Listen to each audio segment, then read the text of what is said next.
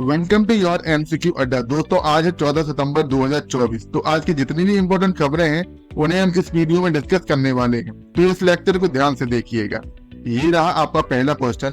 हाल ही में भारत सरकार ने किस केंद्र शासित प्रदेश की राजधानी का नाम बदलकर श्री विजयपुरम करने की घोषणा की है? जिसमें ऑप्शन है जम्मू कश्मीर, अंडमान एवं निकोबार द्वीप समूह, लद्दाख या चंडीगढ़।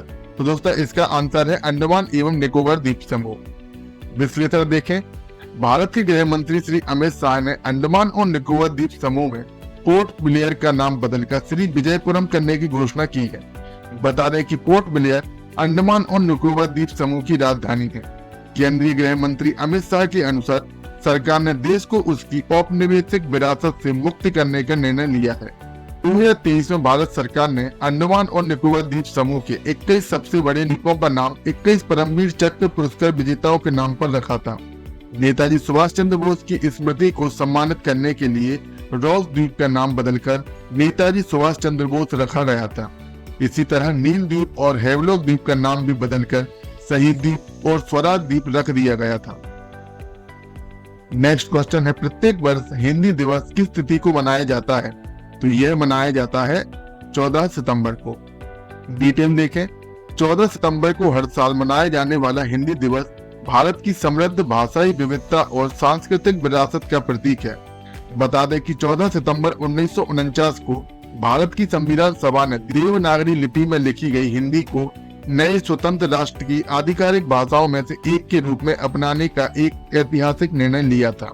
इसके बाद 26 जनवरी 1950 को लागू हुए भारतीय संविधान ने हिंदी को औपचारिक रूप से दर्जा दिया। संविधान के अनुच्छेद 343(1) में स्पष्ट रूप से कहा गया है कि संघ की आधिकारिक भाषा हिंदी और लिपि देवनागरी होगी। नेक्स्ट क्वेश्चन है, हाल ही में किसके द्वारा राजधानी में राष्ट्रीय सुरक्षा रणनीति सम्मेलन का उद्घाटन किया गया है? तो यह उद्घाटन किया गया है भारत के गृह मंत्री अमित शाह के द्वारा। विश्लेषण देखें। केंद्रीय गृह मंत्री श्री अमित शाह ने भारत की राजधानी नई दिल्ली में 2 दिवसीय राष्ट्रीय सुरक्षा रणनीति सम्मेलन 2024 का उद्घाटन किया है। राष्ट्रीय सुरक्षा रणनीति सम्मेलन का उद्देश्य राष्ट्रीय सुरक्षा चुनौतियों का प्रबंधन करने वाले वरिष्ठ पुलिस नेतृत्व, अत्याधुनिक स्तर पर काम करने वाले युवा पुलिस अधिकारियों और व्यक्तिगत क्षेत्र के विशेषज्ञों के एक अनूठे मिश्रण के बीच चर्चा के माध्यम से प्रमुख राष्ट्रीय सुरक्षा चुनौतियों का समाधान ढूंढना है। नेक्स्ट क्वेश्चन है, हाल ही में किस केंद्रीय मंत्री ने विशेष स्वच्छता अभियान 4.0 से संबंधित वेब पोर्टल लॉन्च किया है? तो यह लॉन्च किया है केंद्रीय मंत्री डॉक्टर जितेंद्र सिंह ने। डिटेल देखें। केंद्रीय मंत्री डॉक्टर जितेंद्र सिंह ने विशेष स्वच्छ भारत अभियान 4.0 की प्रगति की निगरानी के लिए एक समर्पित वेब पोर्टल लॉन्च किया है। विशेष अभियान 4.0 से पहले प्रारंभिक चरण 16 सितंबर से 30 सितंबर 2024 तक चलाया जाएगा। इस विशेष अभियान का उद्देश्य समग्रता के साथ भारत सरकार के सभी कार्यालयों में स्वच्छता को संस्थागत बनाना है। नेक्स्ट क्वेश्चन है, हाल ही में अल्जीरिया में भारत के अगले राजदूत के रूप में किसे नियुक्त किया गया है? ए अनीता भूषण, बी संजय कुमार, सी अरविंद कुमार या डी स्वाति विजय कुलकर्णी। तो दोस्तों इसका आंसर है स्वाति विजय कुलकर्णी को। विदेश मंत्रालय ने 13 सितंबर 2024 को घोषणा की कि स्वाति विजय कुलकर्णी अल्जीरिया में भारत की अगली राजदूत के रूप में नियुक्त की गई है।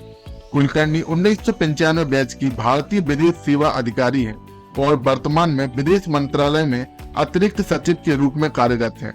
बता दें कि भारत और अल्जीरिया के बीच जुलाई 1962 में राजनयिक संबंध स्थापित हुए और तब से दोनों देशों के बीच मैत्रीपूर्ण संबंध रहे हैं।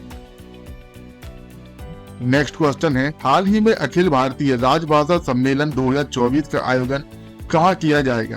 तो यह किया जाएगा नई दिल्ली में। केंद्रीय गृह मंत्री श्री अमित शाह ने 14 सितंबर 2024 को नई दिल्ली में चौथे अखिल भारतीय राजभाषा सम्मेलन और राजभाषा हीरक जयंती समारोह का उद्घाटन किया है। यह आयोजन हिंदी को आधिकारिक भाषा के रूप में 75 साल पूरे होने का प्रतीक है।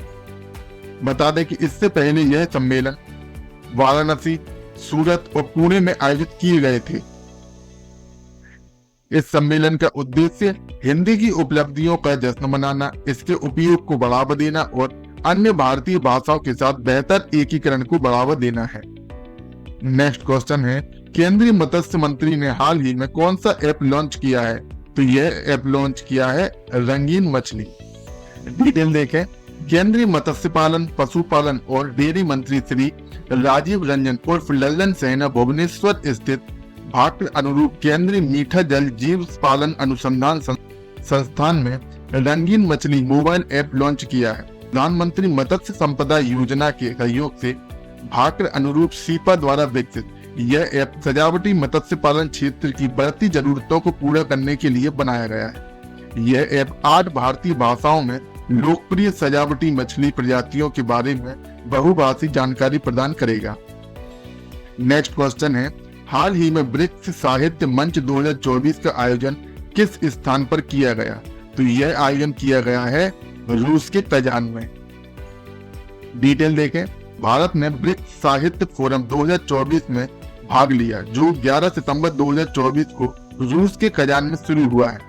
कजान के मेयर इल्सुर मेस्सिन द्वारा उद्घाटन किए गए इस कार्यक्रम का विषय था नई वास्तविकता में विश्व साहित्य, परंपराओं, राष्ट्रीय मूल्यों और संस्कृतियों का संवाद। इस फोरम में ब्रिक्स देशों के लेखक, कवि, दार्शनिक, कलाकार और विद्वान शामिल हुए। बता दें कि भारत का प्रतिनिधित्व साहित्य अकादमी के अध्यक्ष माधव कौशिक और साहित्य अकादमी के सचिव डॉक्टर के श्रीनिवास राव के द्वारा किया गया। नेक्स्ट क्वेश्चन है, हाल ही में संयुक्त सैन्य अभ्यास अल नजार भारत और किस देश के बीच आयोजित किया जाएगा? तो यह आयोजित किया जाएगा ओमान के बीच। भारत ओमान संयुक्त सैन्य अभ्यास अल नजार के 5वें संस्करण में भाग लेने के लिए भारतीय सेना की टुकड़ी सलालाह ओमान के लिए रवाना हो गई है। रक्षा मंत्रालय के अनुसार इस टुकड़ी में 60 सैनिक शामिल हैं। इसका प्रतिनिधित्व मैकिंग जाइंट इन्फेंट्री रेजिमेंट की दीप बटालियन कर रही है। बता दें कि अभ्यास अल नजार 2015 से हर 2 साल में आयोजित किया जाता है, जो भारत और ओमान के बीच बारी बारी से होता है। नेक्स्ट क्वेश्चन है, हाल ही में कौन सा देश ब्रिक्स न्यू डेवलपमेंट बैंक में शामिल हुआ है? तो यह देश है अल्जीरिया। डिटेल देखें, अल्जीरिया को आधिकारिक तौर पर ब्रिक्स न्यू डेवलपमेंट बैंक यानी एनडीबी में शामिल होने के लिए अधिकृत किया गया है। दक्षिण अफ्रीका के केप टाउन में एक बैठक में एनडीबी प्रमुख दिलमा रूसेफ ने इसकी घोषणा की है। बता दें कि 2015 में ब्रिक्स देश ब्राजील, रूस, भारत, चीन और दक्षिण अफ्रीका द्वारा स्थापित एनडीबी का उद्देश्य उभरती अर्थव्यवस्थाओं और विकासशील देशों में बुनियादी ढांचे और सतत विकास परियोजनाओं का समर्थन करना है। अब बात करते हैं ब्रिक्स के कुछ महत्वपूर्ण बिंदुओं को।